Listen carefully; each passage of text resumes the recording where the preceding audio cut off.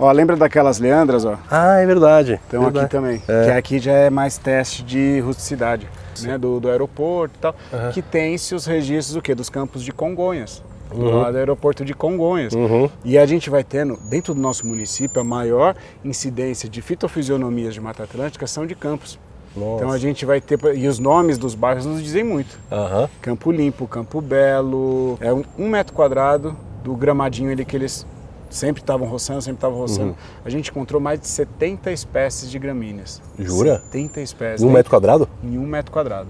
Foi nessa avalanche de informações e muita simpatia que o Felipe conduziu a gente ali pelo viveiro Manequinho Lopes, que é anexo ao Parque de Ibirapuera. O primeiro episódio se encontra aqui embaixo. Esse episódio a gente foi impactado por mais informações hiper relevantes e até um pouco da história de São Paulo, que é muito bacana. Acompanhe aí, você vai adorar.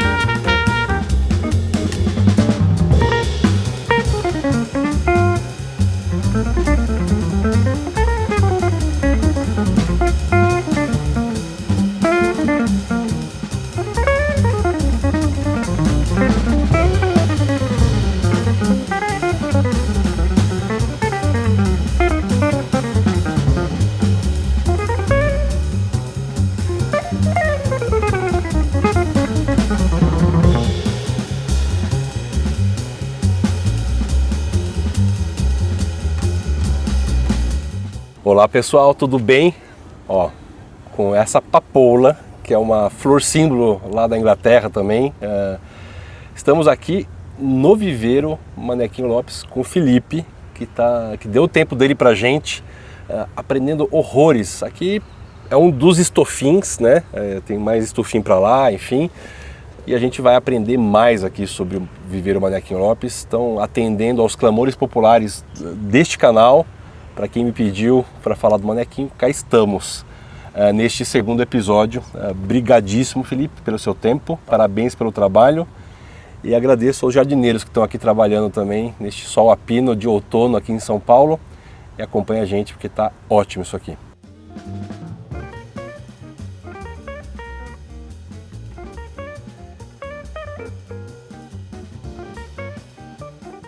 Ô Felipe, o que são os estufins então? A gente vê bastante aqui, né? Aliás, a papoula aqui, tem crisântemo ali, se eu não me engano, estou vendo de longe, bem florido, mas o que são os estufins? Os estufins, eles vão entrar na parte do processo produtivo, então a gente vai às vezes fazer o cultivo, por exemplo, de estacas, né? Então a gente vai enraizar eles aqui para fazer uma coisa mais em grande escala, vai fazer às vezes a produção de por exemplo, as papoulas. Semeamos, vamos colher sementes, então a gente plantou, vamos dizer, 100 sementes, a gente vai ter 100 mil sementes. Então a gente vai ampliar o estoque de sementes, então a gente vai ter um uso controlado deles. Além de a gente também fazer o quê? Testes de rusticidade de algumas plantas. Então, lembra aquela leandra que eu falei para você? Lembro. Dentro da estufa? Então a gente está fazendo teste de rusticidade dela. Então a gente está olhando aqui, por exemplo, a gente observa que ela saiu da estufa, ela já começa sentir um pouco. A folha está mais amarelinha, né, mas não são todas. Está mais vulnerável, suscetível a pragas. E aí nisso a gente vai ter o que no estufinho? A gente pode controlar o ambiente, né? A gente vem em tampa com essa tela de sombreamento. E em alguns momentos a gente tira também. Então a gente vai fazendo esse trabalho, porque não necessariamente as espécies que estão aqui são 100% de sombra. Então a gente pode tirar, ensolarar elas, claro, proteger. Claro. Então a gente vai fazendo esse controle. E o nome estufinha ele se dá exatamente porque é uma mini estufa, isso, uma estufinha. Porque aqui se fecha como uma mini estufa, ali está mais aberto, mas aí você vai colocando e trocando. Vai conduzindo, mas a gente trabalha bastante como ele é um canteiro suspenso, a gente consegue trabalhar melhor essa terra também, então a gente vai tendo essa versatilidade. Então, que legal. A gente vê ali aquele estufinho que acabou de ser revolvido. Então a gente pegaram as espécies e tá vendo elas indo ali para outro local? Tá levando lá. Tá levando, formando canteiro. Então a gente vai tendo esse trabalho dinâmico. Né, com os estufinhos, então eles ajudam bastante nesse dinamismo também. E olha, se não é a minha sina deste canal, eu estou exatamente no estufinho, num canteiro aqui de Clúsias. Olha só. Para mim, Clúsia tá quase juntinho ali com a cheflera. Não. Né? Mas é um pouco exagerado, mas... Coitadinha, né? Tadinho, não merece tanto, não é tão ruim assim. Sim. Muito legal. Olha o mamoeiro aqui enorme, carregadíssimo, ó. Aqui também, ó. Então, tá vendo, para produção de semente. Então a gente usa todos os espaços com terra que a gente vai ter, a gente vai utilizar. Então aqui o funcho, para a gente coletar as sementes do funcho, para plantar futuramente. Então a gente vai usando todos os espaços que a gente tem disponíveis aí. Maravilhoso, maravilhoso. E quantos estufinhos tem aqui? Agora você me pegou. Eu fiz uma pergunta que ele não soube a resposta. Mas se a gente seguir os números aqui, a gente vai chegar descobre. Então você fala assim, a gente tem mais de 50 estufinhos. Então fala assim pra mim, conta e no final do dia você me manda um WhatsApp. Me manda, aí eu mando pra você no WhatsApp. Mas aqui com certeza a gente tem mais do que 50 estufinhos. A gente vai ter essa parte principal. Quando tem aquelas imagens de drone, a gente vê a quantidade de estufinhos. Então ela vai até lá embaixo. Então são essas partes aqui de estufinhos. Legal. Uma coisa que eu vi aqui, Paulo, o Paulo quer ir para lá já. Uma coisa que é muito legal, que a gente fala muito no canal, são dos usos das colocásia, né? Aqui, ó, a esculenta, isso aqui, se eu não me engano, a ilustres mesmo, ó, já pegando carinha de ilustres. E eu vou contar um pouquinho delas então, posso rapidinho? Por favor, colocásia é muito bem-vinda nesse canal. A gente tem um espaço que é o Semacás, lá no Anhanguera, que é o espaço da divisão de fauna silvestre, né, que eles recebem os animais silvestres e tudo mais. E lá a gente tem uma área do lado de uma reves, né, que é um refúgio de vida silvestre. E então a gente foi lá, fizemos algumas incursões e nós resgatamos em alguns locais essas espécies para a gente trazer para cá para a gente poder cultivá-las. Que legal. Então a gente também traz, aí o estufinho também vai servir como esse ponto de apoio, vamos dizer assim. Então a gente está reproduzindo elas aqui. Então já se passa, se eu não me engano, faz quase um ano que a gente foi lá coletar elas. Então já é um segundo ciclo delas. Então a gente coletou elas duas, que foi retirada há pouco tempo, mas tem uma que é da família da Vedélia, que dá uma florzinha, roxinha. Então a gente está trazendo todas as espécies que estavam ali naquele cantinho. Então foi todo o estufinho dessa coleta que eu acho legal essa ideia que vocês têm de testar o cultivo, porque no primeiro episódio, você não viu, o link está aqui embaixo, numa das estufas reformadas, né, restauradas, na segunda estufa que a gente entrou, tinha ali um elevadinho de aquáticas. Sim. E tinha a colocásia lá plantada, porque ela é uma planta de brejo, né? Sim. Então aqui está menos brejo. Na minha experiência, eu vejo que quando ela não está em brejo, ela está direto... Está bem irrigado aqui, mas ainda assim direto no substrato, ela se reproduz mais rápido.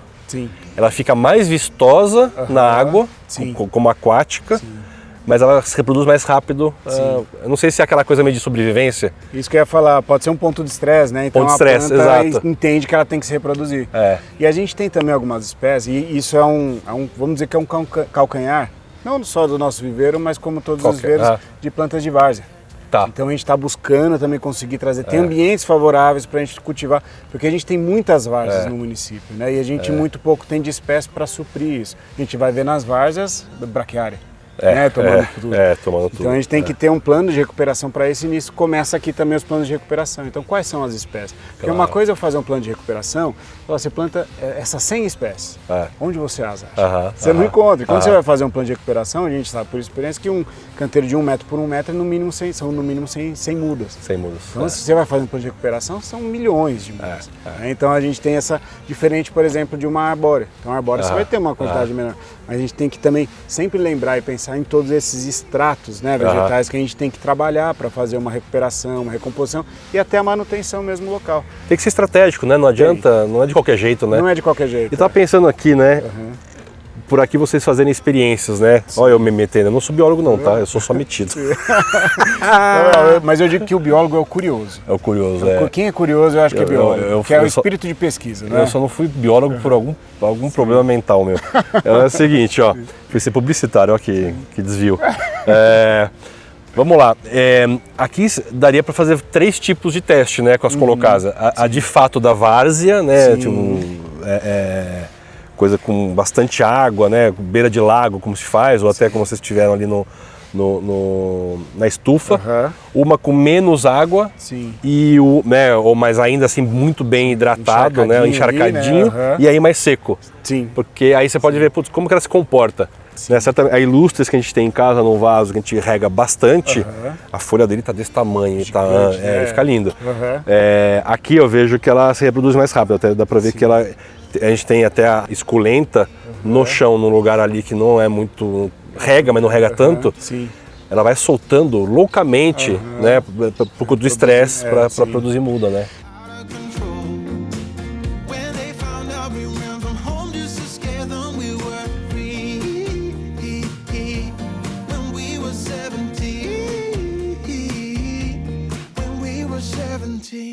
E essa daqui, ó, ela tava, que eu me lembro aqui, cerca de 4 meses, ela tava com as folhas desse tamanho.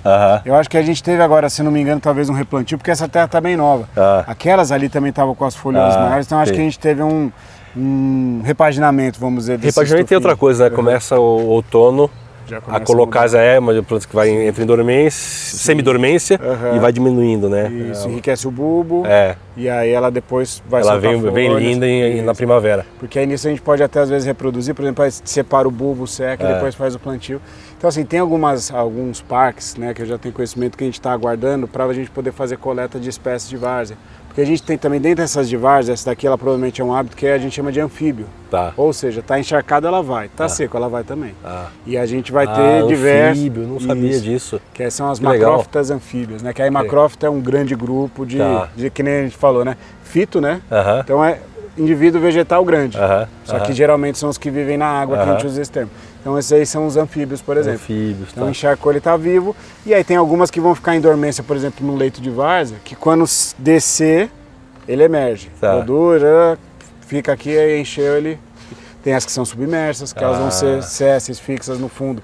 E vão ficar com toda a folhagem embaixo da água. Enfim, assim, é um mundo ainda a se explorar. Que legal. De espécies que a gente precisa, inclusive, para incrementar os nossos lagos municipais também. Verdade. Para poder fazer uma gestão mais adequada e tudo mais. Porque a gente olha, e aí, uma leve crítica minha. Porque a minha origem me trai nesse sentido, né? Os ingleses, eles cuidam dos canteiros e dos parques, não sei o quê. O paisagismo em São Paulo ainda precisa dar um totozinho, né? Sim. Eu acho que é cada vez mais, né? A gente conseguir integrar e ajustar todas essas políticas públicas que vão culminar nos contratos de manejo e tudo mais, que eu acho que sim, né? A gente precisa otimizar e melhorar e até trazer expertise também. Eu geri alguns parques, né? E um deles tinha um lago. Então, de observar a dinâmica desse lago. Então, a gente vai coletando essa expertise e a gente está desenvolvendo alguns planos de manejo para poder... É claro que a minha crítica ela é totalmente de cidadão e não de especialista, porque eu imagino que para mover certos mastodontes de estruturas, né, públicas não é simples. Não é, vou fazer de qualquer jeito, qualquer coisa. Então, eu entendo. Mas, por exemplo, o Ibirapuera mesmo poderia ter, ao longo do parque, mais o uso de plantas de brejo, que eu não vejo tanto. Mas, enfim, isso é uma outra conversa que não é para hoje.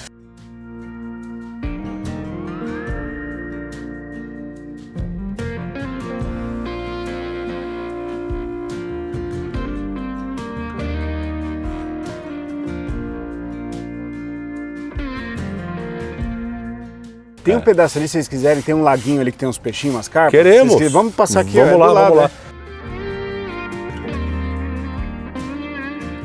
Ali é a colocasa mesmo.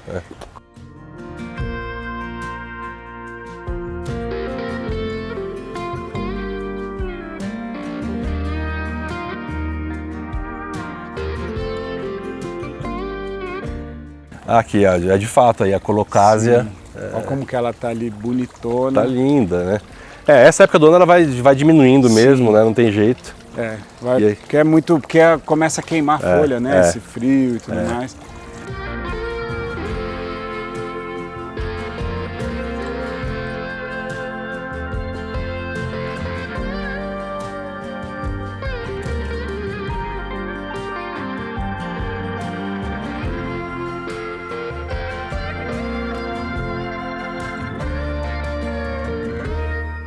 Aqui, ó, uma das minhas favoritas, que é a lavanda. Essa lavândola dentata. Bem... eu vejo cada vez mais no paisagismo da cidade usando. Uma delícia. Sim, uma delícia. E aí vamos lá pro Ripado B. Vamos lá pro Ripado B. Para chegar no B a gente passa pelo C.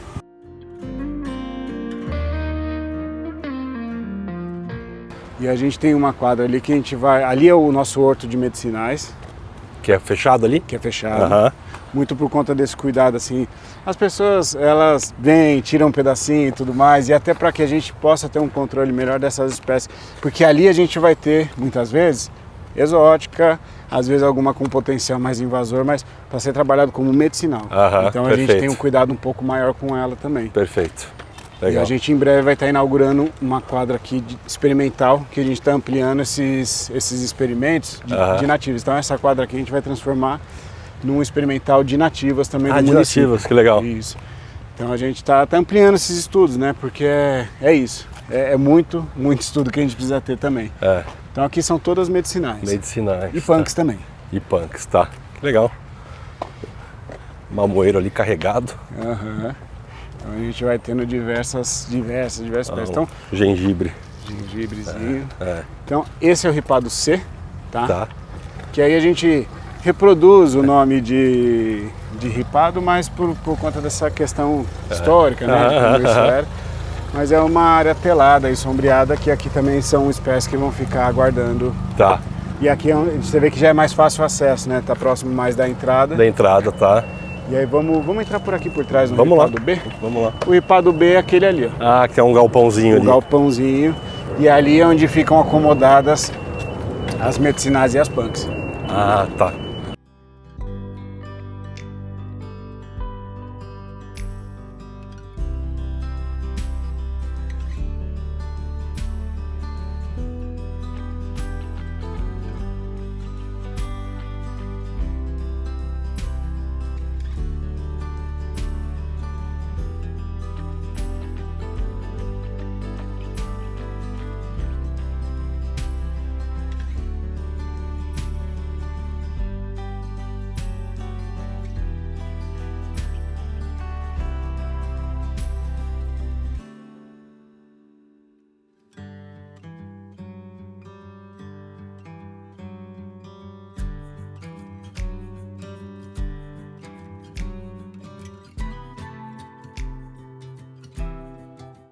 Ó, primeira vez que eu vejo os Platycerium aqui.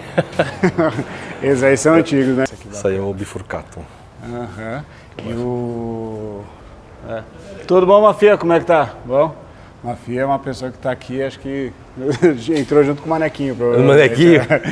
Mas ele tá aí há muito tempo e ele auxilia bastante também nesse processo da produção das mudas, a parte dos testes lá. Tem uma estufa lá que resgata muita planta. Tá. E aí nisso a gente vai tendo algumas que são exóticas, algumas tem outros potenciais. Entendi. Mas que vai sempre ali trazendo, né, e cultivando elas. E aqui a gente vai ter aqui o estoque de todas as punks e as medicinais também. As medicinais, tá. Isso. Então, e é bem dinâmico, né? Porque a gente está tendo cada vez mais saída, e esse é muito legal, das punks e medicinais. É um bom sinal, né? É um bom sinal. Bom sinal. É um bom sinal, ótimo legal. sinal. Tô vendo couve ali, tem bastante coisa. Porque tem muita coisa que às vezes a gente nem estava produzindo couve, mas como começou a ter muita coisa de horta, e aí o pessoal pede para as escolas, então é interessante. Então a gente também vai adaptando nosso estoque às demandas que a gente tem. Tá lindo, que legal. Lindo, né? Aqui é o Ripado C. Ripado, esse é o B. É o B, esse é o Ripado B. Tá. Que é anexo aqui ao galpão, né? Mas aí tem toda essa parte de estrutura, então começa lá, vamos dizer, basicamente começa lá na estufa e vem pra cá. Tá. Então a gente tem bastante coisa que é estaquia, divisão de toceira, mas tem muita coisa aqui também que trabalha com o plantio da semente mesmo. Que legal. Bom, e seria legal uma parceria privada também, né, de marcas que... Sim. Ela teve no passado a própria Francis, né, que ajudou na reforma ali das estufas, mas em tempo de ESG, as marcas elas poderiam pensar muito mais em fazer o bem do que na própria divulgação ou publicidade do bem que faz, né? Então... E a gente todo ano abre, a gente tem editais de chamamento, né? E dentro desses chamamentos tem alguns pontos ali, um deles é restauro das estufas, né? Então tem esse caminho ali aberto, se quiser depois eu passo o link, deixar ali esses editais, todo começo do ano é divulgado um edital de chamamento, então as empresas podem fazer essas doações também. Super bem-vindas, então. Super bem-vindas. Granado, Febo, Natura, Boticário. Tem tudo a ver. Tem tudo a ver, com certeza. Muito bem. Muito legal, muito legal.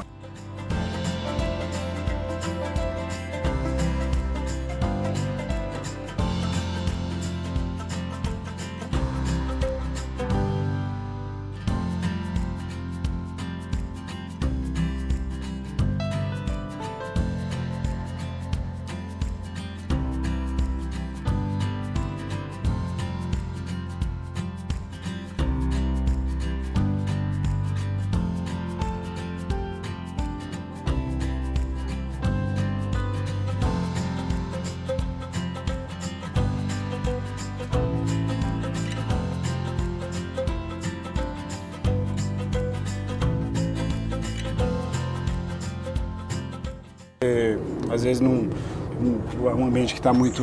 E aqui, por exemplo, aqui é bem, tipo, é sombreado em cima de sombreado, né? Isso. Aqui não chega a pegar muita temperatura. Não, né? Não chega. Aqui não aquece tanto. Ó, aqui, ó, uma oportunidade muito clara para marcas que querem fazer o bem à cidade, e a Manequinho Lopes tá prontinho para ser restaurado. Sim, só aguardando. Só aguardando. Só aguardando. Então, ó, de novo, Natura, Boticário, essas marcas aí ligadas à natureza e ao ESG. Sim. Que é uma parte de ESG, né? É muito mais amplo, mas que seja muito legal mesmo. Então, aqui são as tufas e aí os recintos eles são ali onde você ouviu as araras e tal. Ali atrás. Ali atrás, tá. Isso. Você vendo? Então a gente vai tendo todos esses espaços utilizados, né? Então a gente tem mais matrizeiro aqui, por exemplo.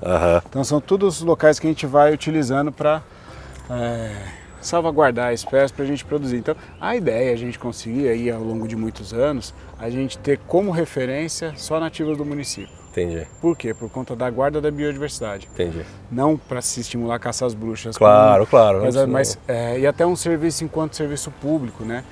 Porque é aquilo, o viveiro comercial a gente entende que ele tem um interesse comercial, óbvio, né? Isso é normal. Mas a gente, como não tem esse apelo de necessidade de gerar esse lucro e tudo mais, a gente poder salvaguardar porque a gente tem perdido cada vez mais a nossa biodiversidade. Perfeito. E a gente vê pelo IPCC, né, o segundo maior índice de perda, aumento, né? É a perda de Perda, biodiversidade. E a gente observa mapas, né, de biodiversidade, o Brasil, em uma escala de vermelho a azul, o Brasil ele é quase todo vermelho. E aí você pega, às vezes, e aí não é uma caça às bruxas exóticas, mas às vezes a gente valoriza mais uma de locais que são azuis, né, com pouca biodiversidade. E aí a gente acaba falando, vamos trazer essa, mas vamos explorar que a gente tem também, né, e trabalhar em conjunto. Claro, isso, claro. Né? Então mas é muito visão cultural, né?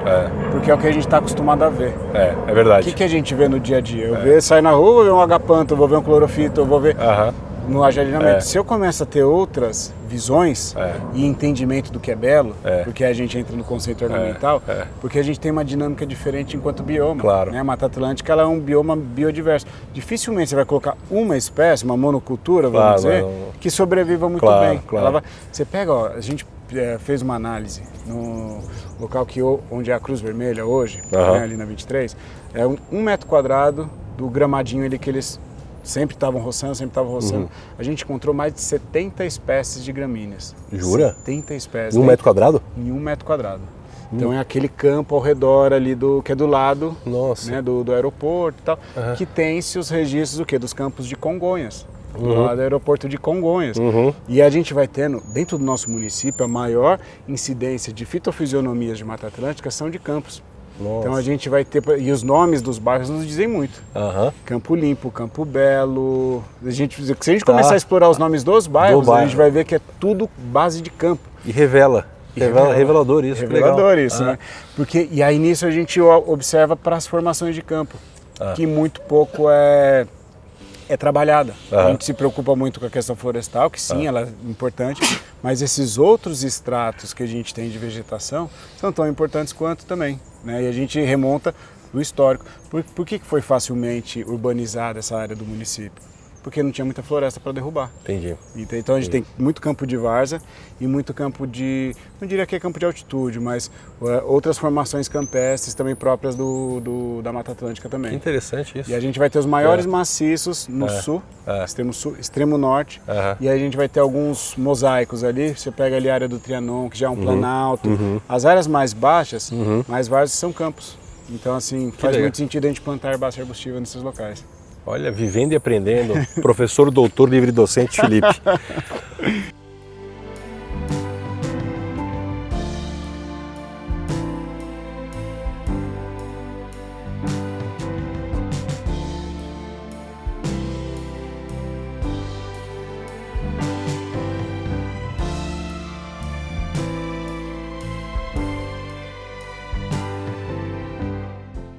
Bem na forquilha. Aqui na forquilha, Para coletar, elas já habitaram aí. Já estão populando. Já. Cuidado, tem umas raízes aí, ó. Tem mesmo, olha lá. Que legal.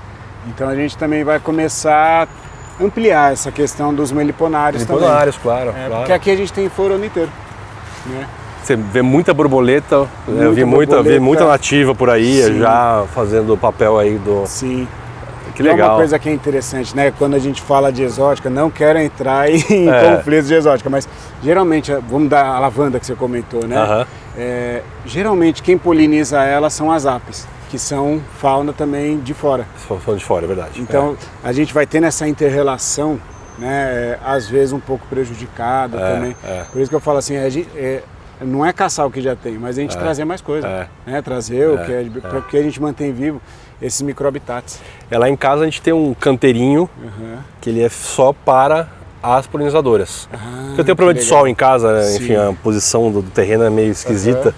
Antes fosse tudo norte, mas não é. E aí tem uma parte lá que pega mais sol. Aí eu tenho roseiras, celósia, equinácea. Aí também tem lavanda. Tem a lavanda. Sinto muito te desapontar. E não é nenhum problema. Tô brincando. Mas aonde eu vejo assim como obrigação de não se ter é o jardinamento público. Aí eu acho que é uma questão da gente ter as nativas.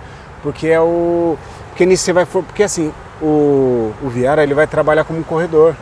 Você entende? Então a gente está começando com as ações de corredores de fauna, né? Então a gente vai tá lançando aí esse ano o Manual Cidade Amiga da Fauna, que aí a gente vai indicar espécies para poder ser corredor de polinizador e tudo mais, todas as funções de corredores. Os corredores ecológicos estão saindo cada vez mais do papel, né, do PMMA e tudo mais. E aí eu vejo o serviço público como a função principal de a gente ter as nativas nos jardinamentos. Porque a gente faz conexão de fragmentos. Claro. Então a gente vai falar, e aí a gente tem em casa, porque a gente gosta, porque a gente usa e tudo mais, uma planta que seja exótica não vai interferir nesse papel. Claro. Então, eu digo mais enquanto serviço público. É que senão a gente às vezes traz essa discussão sobre as exóticas e as pessoas entendem que é para elas e não é. Não é pessoal. Não é pessoal. Eu falo muito como carregando a voz do poder público. Claro. Como obrigação minha, vamos dizer. Você tem que cuidar do conceito, né? Isso, e cuidar da perpetuação e da conservação. É super claro. Sim.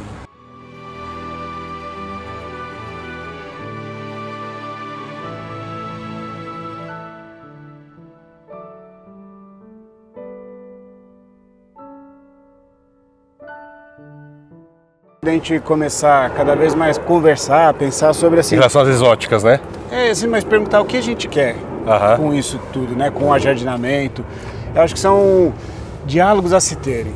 Né? Não porque hoje em dia a gente tem um cenário muito polarizado de tudo, né? E aí pra gente cada vez mais bater esses papos, né? O que eu quero? Onde eu quero chegar? O que eu quero fazer? Quais são os meus objetivos? E não é objetivo daqui 6 meses, um ano. Não. É meu objetivo daqui 50 anos. Como que eu quero que essa cidade seja? Né? Porque a gente tem realmente que pensar a cidade para o futuro. E esse pensamento, ele está no plano diretor?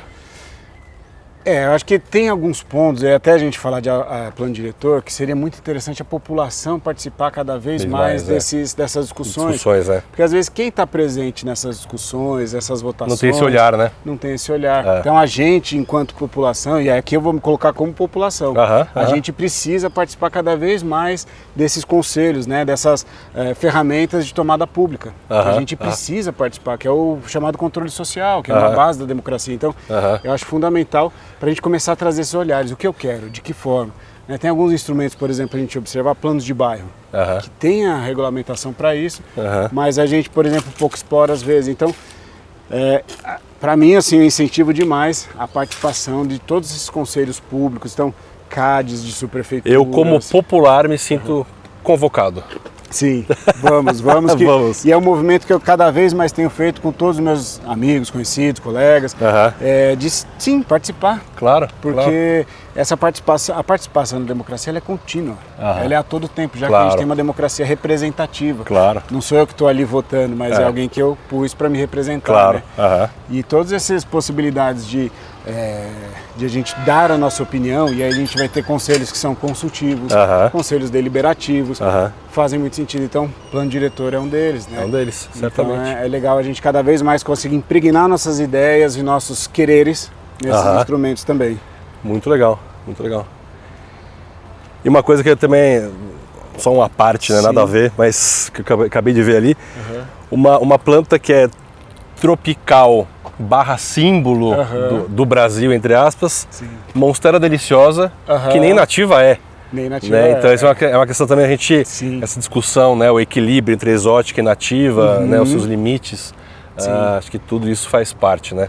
E acho que até soma com isso só uma última coisa, que é algo que a gente tem uma identidade cultural botânica de diversos países. A nossa a gente perdeu muito. Que aí nisso a gente fala de, às vezes até apagamento cultural. É verdade. Porque nisso a gente resgata os povos originários. Né? Então é um trabalho até de etnobotânica que eu estou começando a pegar também com o pessoal, para a gente retomar. Mas é isso, a identidade cultural de flora, identidade cultural botânica. Porque muitos países você caracteriza pelas plantas que são de lá. São de lá. Né? E eu acho que isso é legal para a gente não perder. Pra gente não se perder, talvez, enquanto nação, em muitos momentos que a gente se perde, se mistura e a gente acaba criando pouca raiz. É verdade. E aí, de novo, a gente fala de planta, né? Raiz. Raiz, é verdade. Então, mas a gente acaba perdendo um pouco de raiz com alguns processos civilizatórios, né? Como eles se dão e tudo mais. Mas olha, e contem com esse canal para essa voz ser ampliada e amplificada ao máximo que der. E com esta aula, e de novo, com o seu tempo, muito obrigado. Este episódio chega ao fim com a bênção desta marvoreta, não? É uma marvoreta, pode ser considerado marvoreta. Que é não sei o que de neve, né? Isso. O nome, depois vocês vão ver o nome aí. Brigadíssimo, Felipe, de novo. Não sei se vocês estão ouvindo ao longo do episódio o barulho de avião. É que Congonhas, aqui pertinho. A gente está no meio da cidade de São Paulo, com prédios lá atrás e, enfim. Isso aqui é uma joia de preservação, conservação e de multiplicação acima de tudo. Brigadíssimo por multiplicar o conhecimento das pessoas que seguem esse canal. Obrigado, Felipe. Se você curtiu, deixe seu like, comente, deixe perguntas, eu reenvio, né, reencaminho aqui, os que eu não souber responder. E até a próxima. Tchau!